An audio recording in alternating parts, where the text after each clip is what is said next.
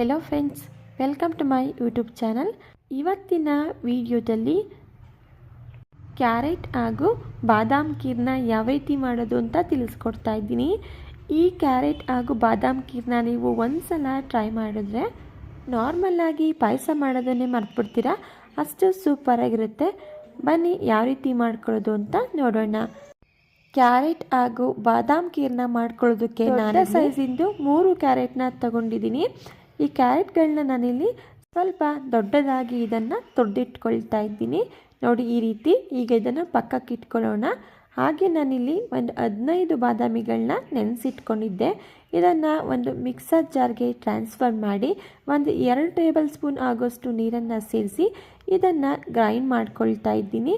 ನೋಡಿ ಈ ರೀತಿ ಪೇಸ್ಟ್ ಮಾಡಿಕೊಂಡು ಇದನ್ನು ಸಹ ಪಕ್ಕಕ್ಕೆ ಇಟ್ಕೊಳ್ಳೋಣ.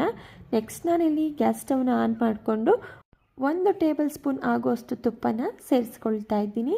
ತುಪ್ಪ ಬಿಸಿಯಾಗಿದ ನಂತರ ಇದಕ್ಕೆ 7ರಿಂದ 8 ಪೀಸಸ್ಸಷ್ಟು ಗೋಡಂಬಿ ಹಾಗೆ 7ರಿಂದ 8 ಪೀಸಸ್ಸಷ್ಟು ಬಾದಾಮಿನ ಸೇರಿಸ್ಕೊಂಡು ತುಪ್ಪದಲ್ಲಿ ಬಾದಾಮಿ ಹಾಗೂ ಗೋಡಂಬಿ ಕಲರ್ ಚೇಂಜ್ ಆಗಿ ಕ್ರಿಸ್ಪಿ ಆಗೋವರೆಗೂ ಇದನ್ನು ಲೋ ಫ್ಲೇಮಲ್ಲಿ ಇಟ್ಟು ಫ್ರೈ ಮಾಡ್ಕೊಳ್ತಾ ಇದ್ದೀನಿ.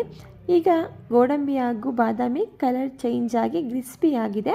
ಇದನ್ನು ಒಂದು ಬೌಲ್ಗೆ ಟ್ರಾನ್ಸ್ಫರ್ ಮಾಡಿ ಇಟ್ಕೊಳ್ತಾ ಇದ್ದೀನಿ.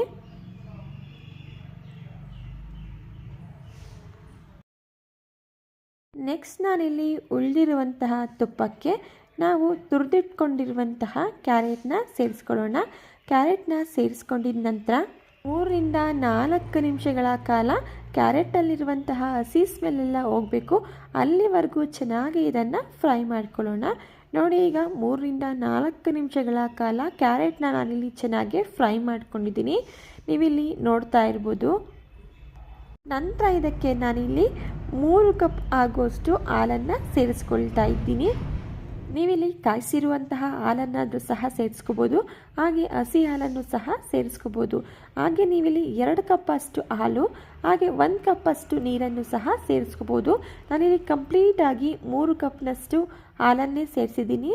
ಈ ರೀತಿ ಹಾಲನ್ನು ಸೇರಿಸಿ ಒಮ್ಮೆ ನೀಟಾಗಿ ಇದನ್ನು ಮಿಕ್ಸ್ ಮಾಡಿಕೊಂಡು ಕ್ಯಾರೆಟ್ ಕಂಪ್ಲೀಟಾಗಿ ಹಾಲಲ್ಲಿ ಬೆಂದು ಸಾಫ್ಟ್ ಆಗಬೇಕು, ಅಲ್ಲಿವರೆಗೂ ಇದನ್ನು ಮಧ್ಯ ಮಧ್ಯದಲ್ಲಿ ತಿರುಗಿಸ್ಕೊಂಡು ಕ್ಯಾರೆಟ್ ಸಾಫ್ಟ್ ಆಗೋವರೆಗೂ ಇದನ್ನು ಬೇಯಿಸ್ಕೋಬೇಕಾಗುತ್ತೆ.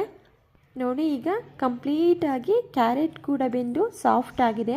ಹಾಗೆ ನಾವಿಲ್ಲಿ ಸೇರಿಸಿರುವಂತಹ ಹಾಲಿನ ಕ್ವಾಂಟಿಟಿ ಕೂಡ ಕಮ್ಮಿ ಆಗಿದೆ.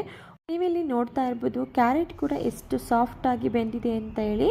ಒಮ್ಮೆ ಇದನ್ನು ಚೆಕ್ ಮಾಡ್ಕೊಳ್ಳಿ. ಈಗ ಕ್ಯಾರೆಟ್ ಕೂಡ ಕಂಪ್ಲೀಟಾಗಿ ಸಾಫ್ಟ್ ಆಗಿದೆ. ನಂತರ ಇದಕ್ಕೆ ನಾನಿಲ್ಲಿ ಗ್ರೈಂಡ್ ಮಾಡಿ ಇಟ್ಕೊಂಡಿರುವಂತಹ ಬಾದಾಮ್ ಪೇಸ್ಟ್ನ ಸೇರಿಸ್ಕೊಳ್ತಾ ಇದ್ದೀನಿ. ಈ ರೀತಿ ಬಾದಾಮ್ ಪೇಸ್ಟ್ನ ಸೇರಿಸೋದ್ರಿಂದ ಕ್ಯಾರೆಟ್ ಖೀರಂತೂ ತುಂಬಾ ಟೇಸ್ಟಿಯಾಗಿ ಬರುತ್ತೆ. ಹಾಗೆ ನೀವಿಲ್ಲಿ ಬಾದಾಮಿ ಇಲ್ಲ ಅಂತ ಅಂದರೆ ಈ ಜಾಗದಲ್ಲಿ ನೀವು ಒಂದು 2 ಟೇಬಲ್ ಸ್ಪೂನ್ ಆಗುವಷ್ಟು ಬಾದಾಮ್ ಪೌಡರ್ನು ಸಹ ಸೇರಿಸ್ಕೋಬೋದು. ನೋಡಿ ಬಾದಾಮ್ ಪೇಸ್ಟ್ನ ಸೇರಿಸಿದ ನಂತರ ಒಮ್ಮೆ ಇದನ್ನು ನೀಟಾಗಿ ಮಿಕ್ಸ್ ಮಾಡಿಕೊಂಡು ಒಂದು 2 ನಿಮಿಷಗಳ ಕಾಲ ಇದನ್ನು ಬೇಯಿಸ್ಕೊಳ್ಳೋಣ. ನಂತರ ಇದಕ್ಕೆ ಯಾವ ಕಪ್ನಲ್ಲಿ ಹಾಲನ್ನು ಅಳತೆ ಮಾಡಿ ಸೇರಿಸ್ಕೊಂಡಿದ್ವಿ ಅದೇ ಕಪ್ನಲ್ಲಿ 1 ಕಪ್ ಆಗುವಷ್ಟು ನಾನಿಲ್ಲಿ ಸಕ್ಕರೆನ ಸೇರಿಸ್ಕೊಳ್ತಾ ಇದ್ದೀನಿ. ಸಕ್ಕರೆನ ಸೇರಿಸ್ಕೊಂಡಿದ ನಂತರ ಒಮ್ಮೆ ನೀಟಾಗಿ ಇದನ್ನು ಮಿಕ್ಸ್ ಮಾಡಿ ಕಂಪ್ಲೀಟಾಗಿ ಸಕ್ಕರೆ ಎಲ್ಲ ಕರಗೋವರೆಗೂ ಒಂದು 3ರಿಂದ 4 ನಿಮಿಷ ಮೀಡಿಯಮ್ ಫ್ಲೇಮಲ್ಲಿಟ್ಟು ಚೆನ್ನಾಗಿ ಬೇಯಿಸ್ಕೋಬೇಕಾಗುತ್ತೆ. ಈಗ ಕಂಪ್ಲೀಟಾಗಿ ಸಕ್ಕರೆ ಎಲ್ಲ ಕರಗಿ ಕ್ಯಾರೆಟ್ ಖೀರು ಸಹ ಗಟ್ಟಿಯಾಗ್ತಾ ಬರ್ತಿದೆ.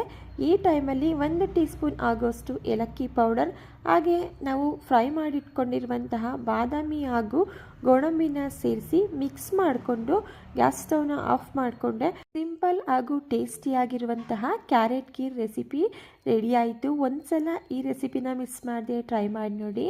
ಮನೆಯಲ್ಲಿ ಯಾವುದಾದ್ರೂ ಸಣ್ಣ ಪುಟ್ಟ ಪಾರ್ಟಿ ಫಂಕ್ಷನ್ಗಳಿಗೂ ಸಹ ಈ ಕ್ಯಾರೆಟ್ ಖೀರ್ನ ಮಾಡ್ಕೋಬೋದು. ಇನ್ನು ಈ ಕ್ಯಾರೆಟ್ ಖೀರಂತೂ ಆರಿದ ಮೇಲೆ ಇನ್ನೂ ಸ್ವಲ್ಪ ಗಟ್ಟಿಯಾಗುತ್ತೆ. ರೆಡಿಯಾಗಿರುವಂತಹ ಕ್ಯಾರೆಟ್ ಖೀರ್ನ ನಾನಿಲ್ಲಿ ಒಂದು ಬೌಲ್ಗೆ ಸರ್ವ್ ಮಾಡ್ಕೊಳ್ತಾ ಇದ್ದೀನಿ. ಟೇಸ್ಟಲ್ಲಿ ಯಾವುದೇ ರೀತಿಯ ಕಾಂಪ್ರಮೈಸ್ ಇರೋದಿಲ್ಲ. ಮಿಸ್ ಮಾಡದೆ ಈ ರೆಸಿಪಿನ ಟ್ರೈ ಮಾಡಿ ನೋಡಿ. ಓಕೆ ಫ್ರೆಂಡ್ಸ್, ಇವತ್ತಿನ ಕ್ಯಾರೆಟ್ ಖೀರ್ ರೆಸಿಪಿ ನಿಮಗೆ ಇಷ್ಟ ಆಗಿದೆ ಅಂತ ಭಾವಿಸ್ತಾ ಇದ್ದೀನಿ. ಇಷ್ಟ ಆಗಿದ್ದರೆ ರೆಸಿಪಿಗೆ ಒಂದು ಲೈಕ್ ಮಾಡಿ. ಇದೇ ರೀತಿ ಸಿಂಪಲ್ ಹಾಗೂ ಟೇಸ್ಟಿ ರೆಸಿಪಿಗಳಿಗಾಗಿ ದಯವಿಟ್ಟು ಚಾನಲ್ನ ಸಬ್ಸ್ಕ್ರೈಬ್ ಮಾಡ್ಕೊಳ್ಳಿ. Thank you for watching.